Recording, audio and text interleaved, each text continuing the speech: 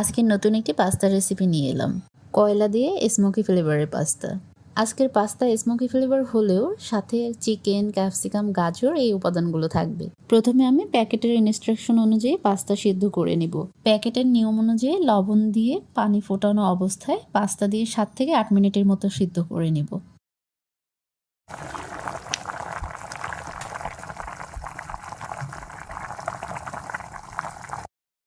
ভালোভাবে সেদ্ধ করে পানি ছেঁকে নিব এবং পাস্তাগুলো নর্মাল পানি দিয়ে একবার ধুয়ে একটি ছিদ্রযুক্ত পাত্রে পানি ভালোভাবে ছেঁকে নিব। এবার পাস্তা রান্নার জন্য প্যানে পরিমাণ মতো রান্নার তেল দিয়ে এতে 1 টেবিল চামচ রসুন কুচি ও 1 চা চামচ আদা কুচি দিয়ে 2 মিনিটের মতো মিডিয়াম আঁচে ভেজে নিব। এখন এতে হাড্ডি ছাড়া ছোট ছোট পিস করে রাখা মাংস দিয়ে স্বাদমতো লবণ দিয়ে 2 থেকে 3 মিনিট ঢেকে রান্না করে নিব। এখানে আপনি চিকেন অথবা বিফ যে কোনো ধরনের মাংস ব্যবহার করতে পারেন অথবা মাংসের পরিবর্তে চিংড়ি মাছ ব্যবহার করতে পারেন।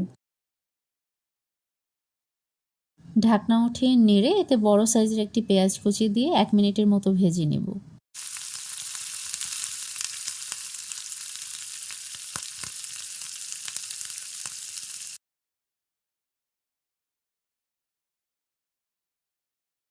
এখন এতে দিয়ে দিব 2 টেবিল চামচ গাজর, 2 টেবিল চামচ ক্যাপসিকাম, 2 টেবিল চামচ টমেটো ও 2 টেবিল চামচ কাঁচামরিচ।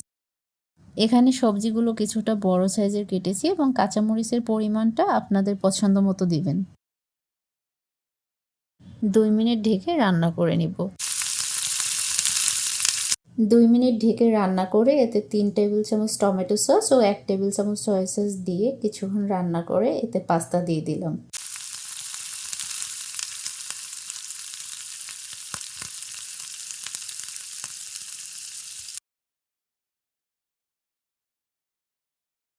এখন পাস্তা ভালোভাবে নেড়ে মিক্স করে এতে পাস্তার প্যাকেটের সাথে মশলাটা দিয়ে ভালোভাবে মিক্স করে এতে 1 টেবিল চামচ বাটার দিয়ে দিচ্ছি। বাটার সম্পূর্ণ অপশনাল, এর পরিবর্তে খাঁটি ঘি ব্যবহার করতে পারেন শুধু ফ্লেভারের জন্য। এখন চুলার আঁচ একদম লো করে পাশের চুলাতে এভাবে কয়লা বসিয়ে চুলাটা জ্বালিয়ে দিব। কয়লাটা পুড়ে যখন লাল হবে এভাবে তখন পাস্তার উপরে একটি স্টিলের বাটি বসিয়ে দিব।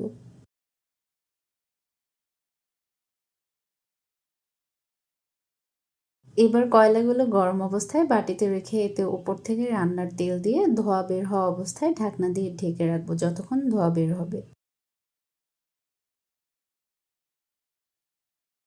এখন ঢাকনা উঠিয়ে ভালোভাবে মিক্স করে 1 মিনিট হাই হিটে জাল করে চুলা অফ করে নামিয়ে নিব।